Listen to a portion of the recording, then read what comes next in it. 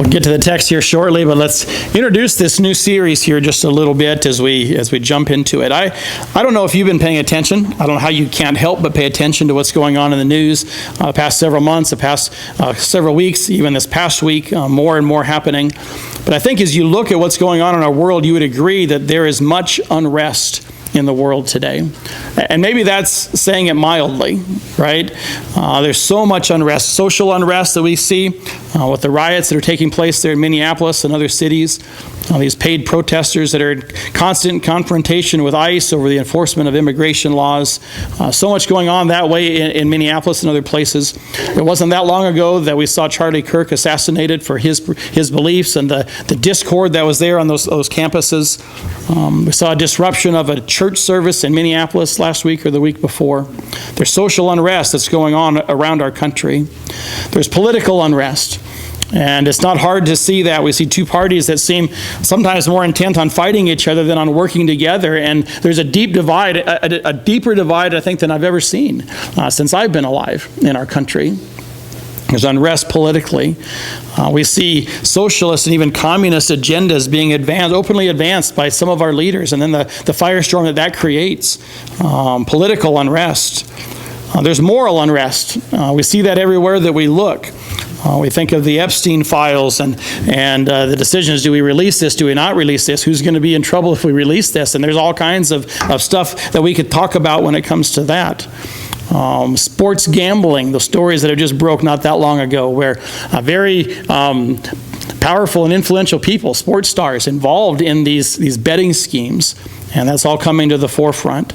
The financial corruption in Minnesota, the lines drawn and battles being waged when it comes to abortion and homosexuality and transgenderism, and it's just unrest in all of these areas morally. There's also religious unrest. Truth is under attack.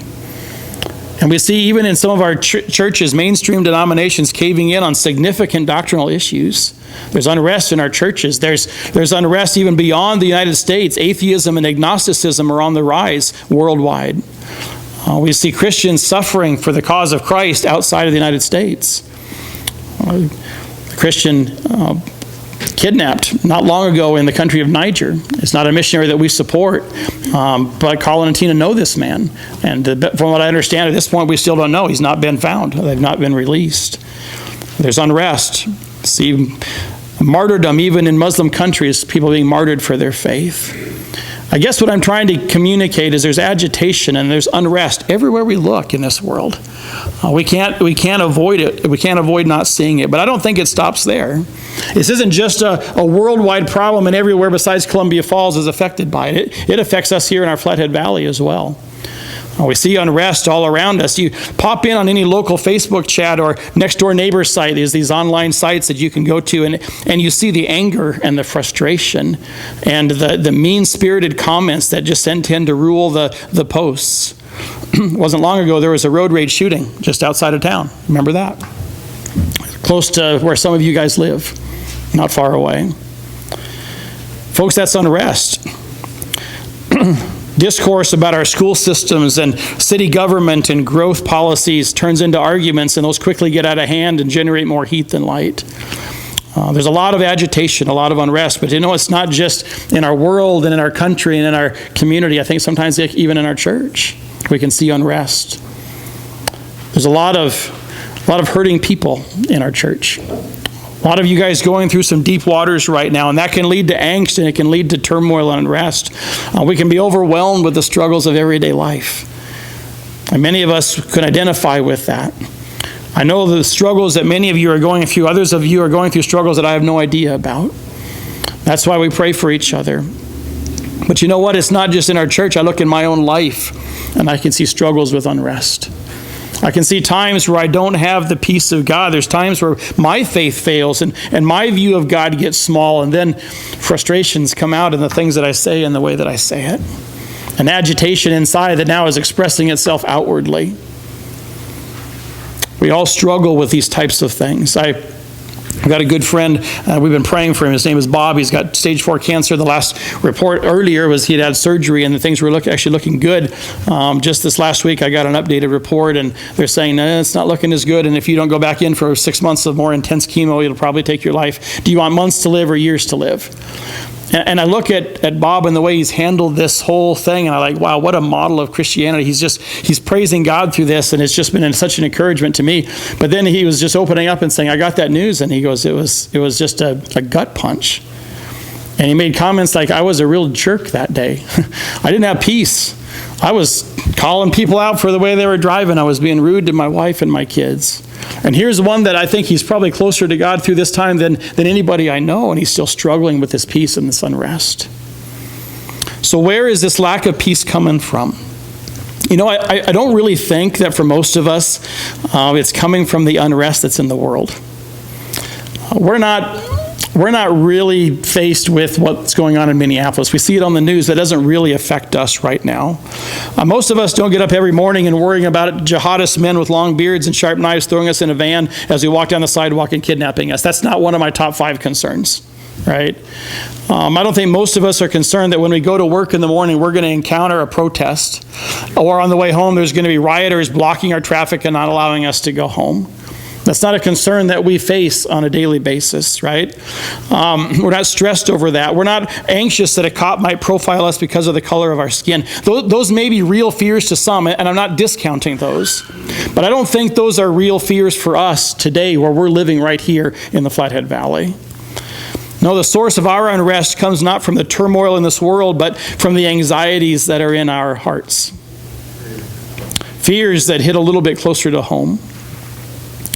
The anxiety that comes when we look at our pile of bills and we compare it to the amount in our checkbook and we see that we're $197.45 short. And we know that because we double checked it 10 times. Right? And now there's anxiousness because how am I going to pay the bills? The stress that comes when we suddenly have so much work that we don't see how in the world we can get it all done. We're already working long hours and it's affecting our health and it's affecting our relationship with our spouse and with our children. And we don't know what to do about it. It's got to get done, so we slog along because we don't know what else to do. Those anxious thoughts. Maybe it's the discouragement you feel after another painful round of surgery and you're looking at the long road of recovery.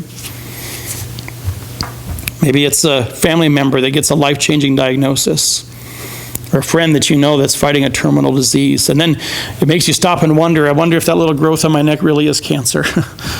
And every little symptom every little pain becomes a symptom, right? And now you're on Dr. Google and looking stuff up. And don't do that, by the way. That's discouraging. It'll give you 20 things that it probably isn't, but you're going to worry about every single one of them. We don't need that level of stress and anxiety in our lives. Or maybe it's the really serious anxiety, like what if nobody eats the casserole that I brought for the potluck? We can stress over little things as well as big things. What if nobody says hi to me or greets me coming out of church today? Think of kids. What if I fail this test? What if I get made fun of again? What if I disappoint my parents? What if I embarrass myself? What if my Instagram post doesn't get any likes? We live in that world, don't we? What if Pastor Mark asks me to read out loud in public? What if he uses me as a sermon illustration? My kids are out of the house, so I've got to pick on somebody else. I do like the hat that Lee gave me last year for Christmas. It says, Pastor warning, anything you say and do can be used in a sermon. I try not to do that too much. My point is this, folks, we're living in a day of outward turmoil and upheaval, the likes of which we've never seen before. And at the same time, our personal lives are often full of anxiety and unrest as well.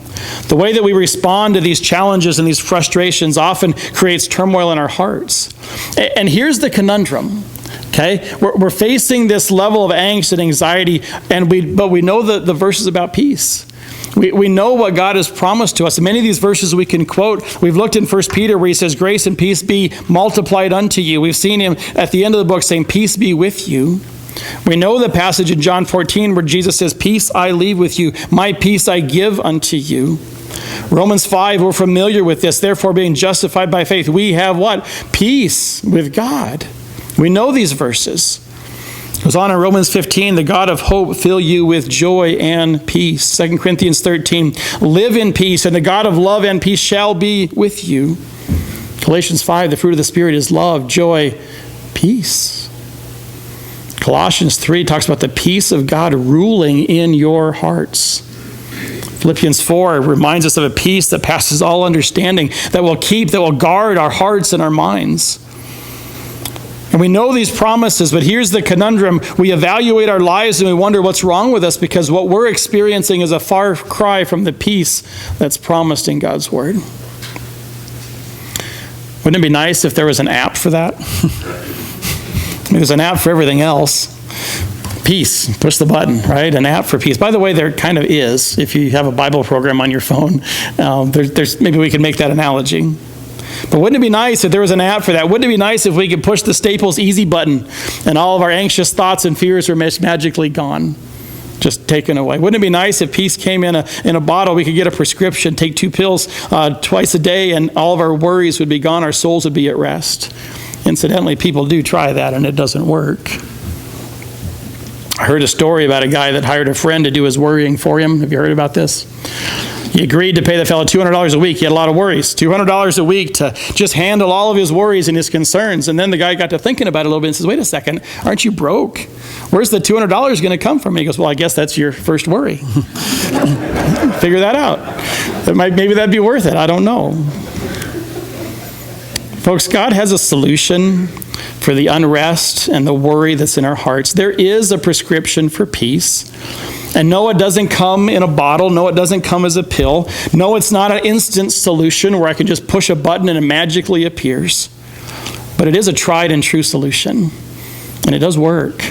And it's found in a person, and his name is Jesus Christ. And it's easy to just to say that. I want to delve a little more deeply into that over the course of this study. You know, Jesus did not live his life from one crisis to another. Jesus didn't live his life constantly on high alert, looking for a way to put out the next fire. That's not how he lived, and that's not how he wants us to live either. So what we're going to explore over the weeks and months to come is what is peace? How do we find rest? How do we evaluate our lives to find out where the unrest is coming from so that we can do something about it? Is there anything that we can do to quiet the noise in our souls? How do we experience peace with God? That's what we're going to be looking at and exploring. And it's still coming together. I'm reading some different things. I've got a series that I've come across years ago that I've been coming back to. And I'm going to be using some of that material during these messages as well. But it's my hope that as we look at this passage here in Matthew 11, this Sunday and next Sunday, and then as we take a little tour of peace through the Scripture, that will begin to establish a biblical framework. And based on that framework, then we can begin the process of learning how to quiet the unrest, the angst, the anxieties that we find so often in our souls. So that's where we're headed. With that introduction, let's turn to Matthew chapter 11 if you're not already there. And we're going to explore verses 28, 29, and 30.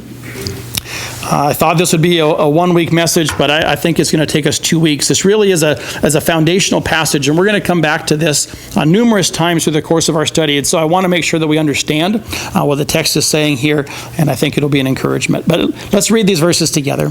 Matthew 11, starting in verse 28.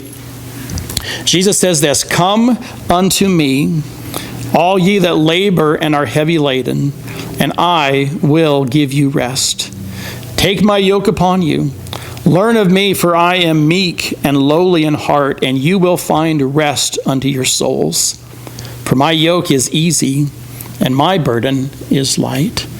Father, as we explore these incredible words today, I pray that your word would come through loud and clear, or the truths that you want us to learn would come through loud and clear. Father, I thank you for the privilege we have of coming and studying. I thank you for an offer of peace and of rest that we see here. Father, use your word to encourage me, to encourage us today. Give me clarity. In Jesus' name I pray. Amen. This idea of peace. 3 main ideas here in this passage. We see, first of all, an invitation, a call to come to him. Secondly, we see an initiation. There's an act of surrender that's necessary. There's a pledge of discipleship that's necessary. And then finally, an implication. We will find rest if we come. We'll cover that first point today, Lord willing, and we'll tackle the other two next Sunday. So that just gives you an idea of where we're going. We begin with this idea of an invitation. Jesus says, "Come unto me." There's a call to come, a summons from our Lord. "Come unto me, all ye that labor and are heavy laden." So let's explore this invitation a little bit. First of all, we see the audience. Who is it that Jesus is talking to? Who is it that he's inviting to come for rest? Well, he's talking to a multitude here, and we'll back up eventually and get back into that context a little bit more deeply. But we see, first of all, that it's an open invitation. He says, come unto me. What's the next word? All ye that labor and are heavy laden. It's an open invitation. All may come. There's no exclusions here. Who all would this include? Well, I think in the context specifically, these Jewish people that were struggling under the weight of the Mosaic law, a weight rendered even more oppressive by the countless rules piled on by the scribes and the Pharisees. And here Jesus invites them to come to him and to lay down that burden, lay down that load to receive the salvation that God offers by faith through grace. What a difference. It's a whole different perspective. I think they're included in the invitation. I think it would include the sinner, chained maybe by his sinful habits, weary of his iniquity, burdened by his guilt. To that person, Jesus says, come unto me and experience the freedom of pardon, the wonder of forgiveness. That's included. But I think it would also include us as believers, weighed down by countless cares and anxious thoughts, doubts and fears. To us too, I believe Jesus is saying, come unto me. Come and offload your burden at my feet, and I will give you rest. So it begins as an open invitation, but it's also, secondly, a directed invitation. There is more of a specific audience in mind. He says, come unto me all, but it's who? It's all you that labor. It's all you that are heavy laden. It's a directed invitation. So what are these two groups of people talking about? What does it mean, this idea of labor and heavy laden? Let's explore that a little bit. First of all, he's speaking to those who are laboring. We understand labor. We're a blue-collar community. We understand what work means and what that looks like, right? But the word is a little bit broader than that. It's the idea of expending great effort and toil. That's part of it. This is the active side of the equation. We'll see the passive side here in a moment. It's the idea of to grow weary and tired or exhausted through multiplied toil, burdens, or grief. Toil, burdens, and grief. All of those are included. As you see, as you look a little closer at the grammar, that it's in the present tense. It's in the present tense. What does that mean? It means it's continual. It means it's never-ending. A never-ending toil that produces a continual and never-ending weariness and exhaustion. That's the idea here that he's describing. As you dig a little deeper into that word, the root word means to beat or to pummel. Literally to strike with your fists. It's the idea of somebody in a boxing match or in a fight, and they've got their arms up to protect their face, and they're just blocking blow after blow after blow after blow. They're just coming one right after another. They're beaten down and exhausted to the point where they may even become numb. Have you ever been there? Yeah, I think all of us can identify with that. And as I think this through, it brings back memories of times in my past where I've been there, times where I still struggle with that even today.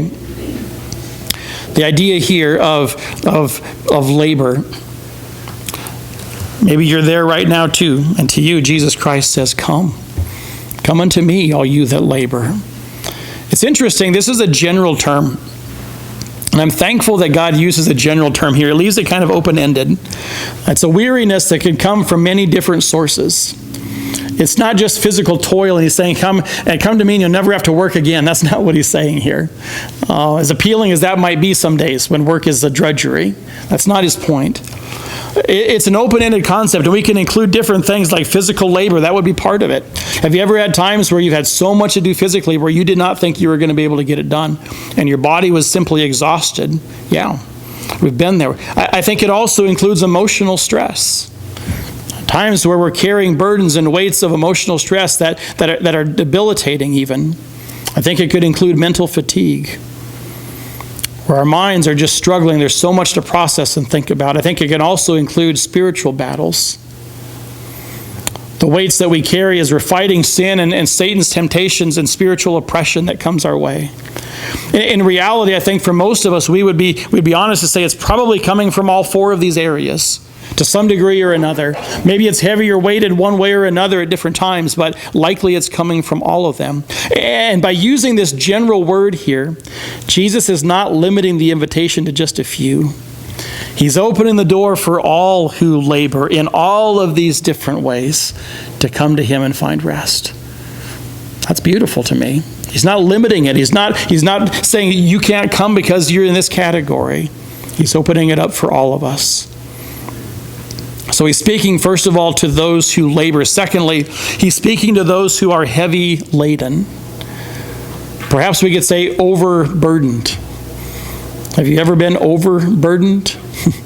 Where the burdens that you were carrying just seemed like they were more than you can carry. The thought is to place a heavy burden upon or to load somebody down. I don't know if this is the best illustration, but I remember when I was a teenager and even before, we had a wood stove at our house, and so one of our jobs, my brother and I, was to haul firewood. We did a lot of the splitting and cutting and all of the work that went along with that too, but we had to make sure the wood box was full, and that was often a daily chore depending on how cold it was during the winter. We lived in Gunnison, Colorado. What is Gunnison, Colorado known for? Does anybody know? One of the coldest places in the nation. Usually we would vie with International Falls, Minnesota for who was the coldest spot in the nation. I remember seeing 50 below. I remember, this is not one of those uphill both ways stories. I remember going to school at 50 below zero, and I rode my bike because I wasn't very smart. My logic was this: it was going to hurt no matter what, so let's make that hurt last for as short a period of time as possible, get there as fast as I could, and then maybe by the middle of the first hour, the tingling would go away, and I'd be able to feel my feet and my ears again. But cold. It was cold there, so we stocked the wood box a lot. You can go out there and you can use one arm and you can load wood on yourself, and you can get a pretty decent load that way and walk in. But we thought, we can carry a lot more if we load each other. And so you had two arms there, and then your brother starts stacking wood, and now it's getting heavier, and you're dropping lower, and he's like, oh, you can carry one more. All right, I'll try. And so you kind of shoulder up underneath it, and now you're trying to run to the house because any second you're going to drop it because it's way more than you can carry, right? And your brother's a putz, and so he's just running along with you, trying to put one more piece on the load. That might have been me instead of him, I'm not sure, but probably both of us. We had a little fun with that idea. But you get what I'm talking about. Carrying that load, carrying that burden, being overburdened. The word is used quite often of a ship being loaded down with cargo. I think we can picture that, a ship, maybe a container ship there in the harbor, and the crane is putting a container after container after container upon that ship, box after box after box. And as the weight increases, the bow of that ship is sitting lower and lower and lower in the water. And there's times where in our lives we are overburdened, and there's more being piled upon us than we think that we can carry. And here what we see is the passive side of the equation. Before it's I'm laboring, I'm doing these things, I'm struggling with these burdens. Here, these things are being laden on me. They're being loaded upon me. It's something that's happening to me. A ship doesn't have anything to say about the load that he carries, and oftentimes we don't either. Some of these things that are piled upon us we didn't ask for. The things that are outside of our control, we don't have any control over what's happening here. They're unexpected things that have come into our lives. And Jesus is here talking to those who are exhausted from their labor, to those who are overwhelmed by their burdens that are beyond their control. I think he's talking to you and me today. He's talking to us. And to us, he offers this blessed invitation to come unto him. That's the light in the tunnel. Sometimes we just need hope. Sometimes we just need a glimmer of hope that it's going to get better and that it's not going to last forever. And folks, this idea of coming to him, that's the light in the tunnel. Focus on that, hope in that, trust in that, and come to him. First of all, we see the audience of the invitation. Secondly, we're going to see the urgency of this invitation. As we look a little further in the passage here, he says, come unto me. And this little word come we need to talk about here.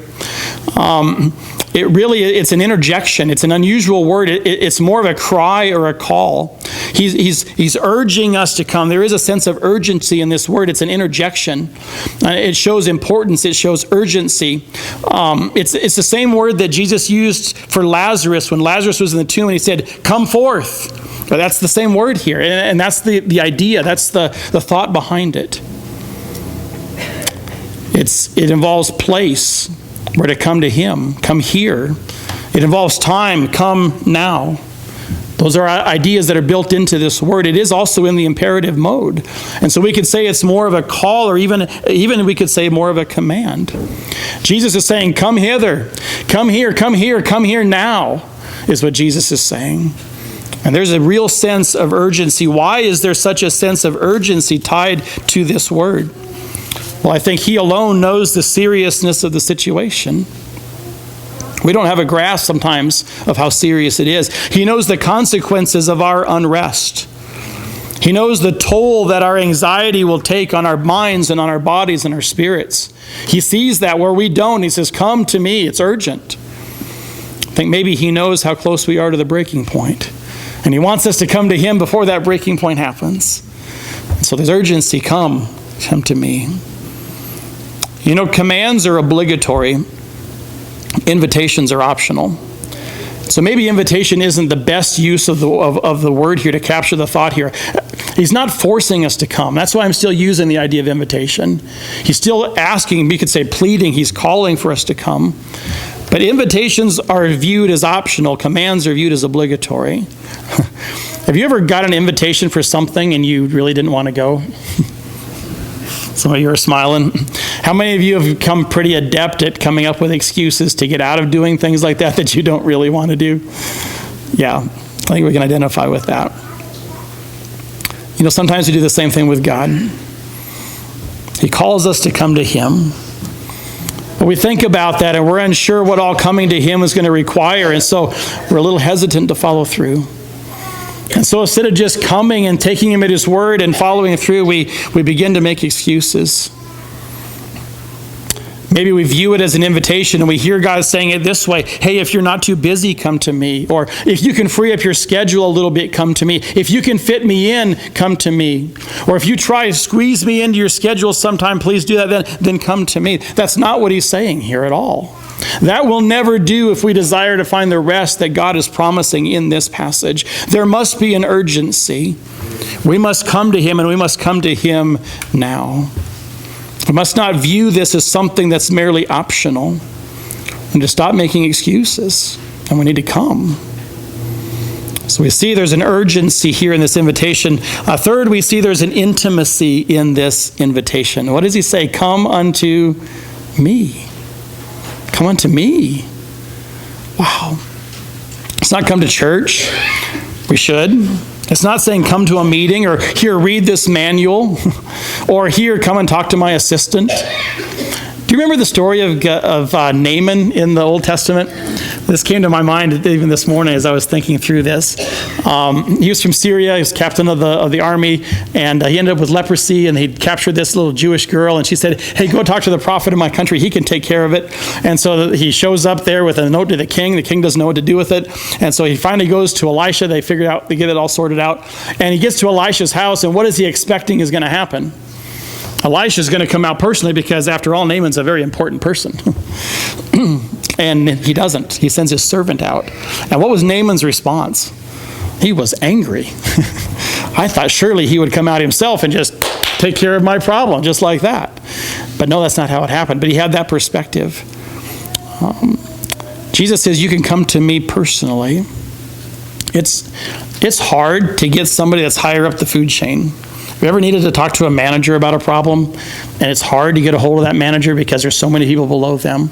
The managers are sending out other people to deal with those problems. Jesus is not like that. There's an intimacy to this invitation. He says, you come unto me, and I will come out to you. He invites us to come to him personally. And he's waiting personally with open arms to offload that burden. Please notice how personal it is. Secondly, let's notice how practical this is. He says, come unto me, and this idea of come is a thought of leaving where I am and going to where he is. It's not Jesus coming to me in my situation where I'm struggling. I'm not saying he doesn't do that, but that's not what this invitation is.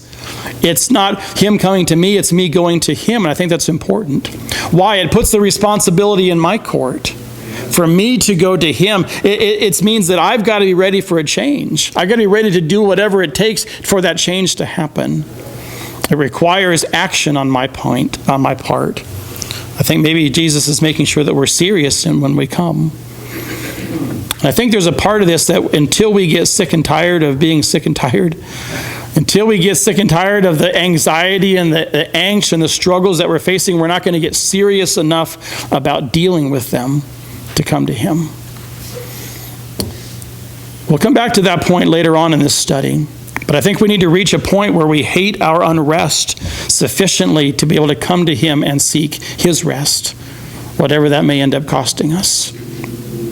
But when we get to that point, Jesus Christ is waiting there himself to offload that burden to give us rest. What a wonderful thought.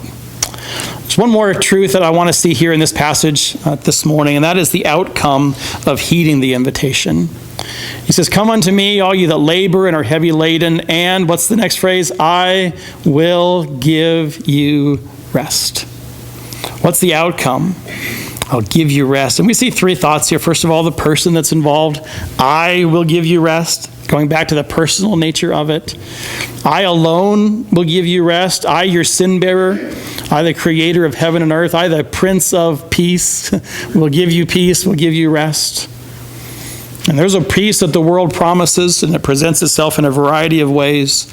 But there's a peace that God promises. And let me just say this, there's only one that can truly deliver on that promise. And it's the one that's offering rest and peace to us if we'll come to him. The outcome, there's a person involved. Secondly, there's a promise involved. He says, I will give you rest. It's not come to me and there's about a 58% chance that it's going to work. No, this is a guarantee. There's no ambiguity here. It's the mode of certainty. It's a promise that Jesus is making to us, and it's a promise from the one who has never yet broken a promise and who doesn't plan to start with you. I will give you rest. So we see the person, we see the promise, but we see the possession. I will give you rest. It's interesting that the word give is not directly in the original. It's more implied in our translation. Literally what Jesus is saying here is, you come unto me and I will rest you. I will rest you. I will refresh you. I will calm you. I will quiet you. And this word rest means to cause or to permit one to cease from their labor in order to recover their strength. What a wonderful thought. How many of you have been at points in your life where you just yearn for that rest? You yearn for that peace. It's a blessed rest as we're made to cease from our toil and our burdens and our griefs. It's not that they're all magically going to go away. That's not what he's saying. But we'll see what he's talking about here as he helps us now to carry them. It's a rest where we're granted permission to offload the burdens that we've been carrying. There's a lot there that we could think about. I encourage you to meditate on that in the days to come. These burdens that have been placed upon us, these things that are beyond our control, we're now granted permission to offload those at the feet of our Savior. And this word speaks not of just a temporary coming to rest, but of a long-term remaining at rest. I think all of us would say we've experienced glimmers of peace, glimmers of rest, maybe even periods of time where we were doing really good in this area, but it didn't always last. Something else came in and it kind of rocked the boat, and now the anxiety is back, the fears are back. This is talking about not a temporary coming to rest, but a long-term remaining at rest. He's offering to us a permanent solution, a peace that only he can give. And you know what? Jesus understands some things about peace, doesn't he? If you look in scriptures, you see that he's called the Prince of Peace in Isaiah chapter 9. He's called the God of peace in Romans 15.